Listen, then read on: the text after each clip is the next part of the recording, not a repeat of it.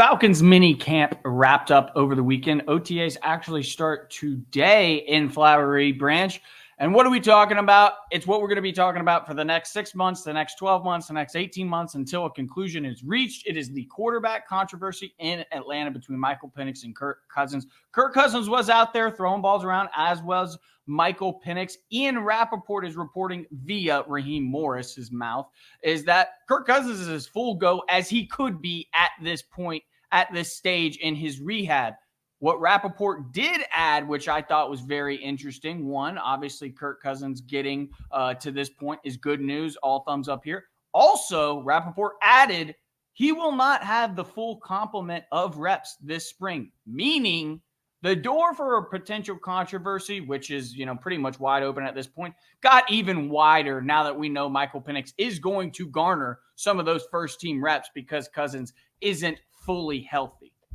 Yeah, I mean, open up Pandora's box. They did that with this draft selection. It was always felt like it was always going to be the case that Kirk Cousins wasn't going to be around the entire offseason. Hopefully he's ready sooner rather than later because that's good for the Falcons. That's good for the fan base. That's good to nip all of this in the bud. But the longer he's out, as we've said time and time again, the more opportunity for Michael Penix is there to wow his teammates, wow his coaches, and open the door to what Pandora's box that they completely opened the door. Yeah. Like right now it's cracked. It's like, okay, you drafted this guy, but you're saying, hey, he's not going to start for a couple of years. But Pandora's, sometimes when you open that box, how you lose control. You lose control. It doesn't go back. You lose absolute control over, and that's exactly what's happening right here. Correct. Because if Michael Penix goes out there like we all expect, because I mean, just look at the reactions from fans, or look at the reaction from the national media. This guy is throwing against air. He's not even throwing 100%. He's throwing like 50%. He's doing like very, very minimal work.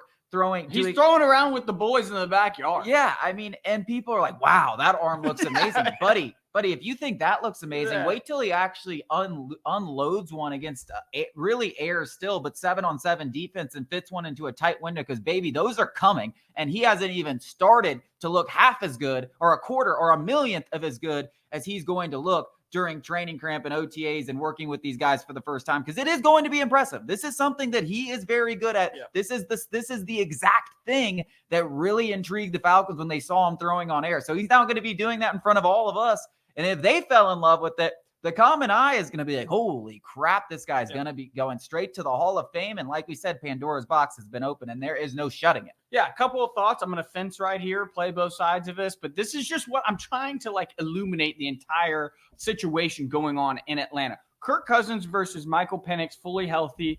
You need one to go win you a game. It's not even close. Kirk Cousins is by far and away the better quarterback because he's a 10-year vet.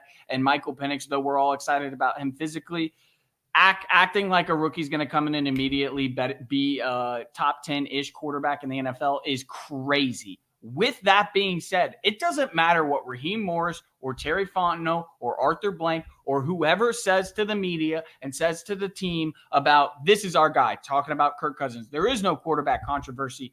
That's not going to stop the murmurs and the whispers and the comments from Kyle Pitts, from Drake London, from Bijan Robinson being like, damn, Penix can spin it.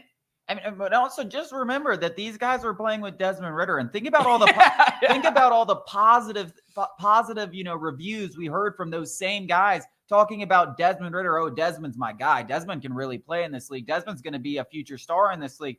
Just imagine when they get a quarterback that actually knows what they're doing. And just a reminder, they haven't played with Kirk Cousins yet, so they haven't had a quarterback that knows what they're doing. Their only real experiences, for the most part, are Marcus Mariota and Desmond Ridder. Now they got Michael Penix, a guy who can actually throw the damn ball.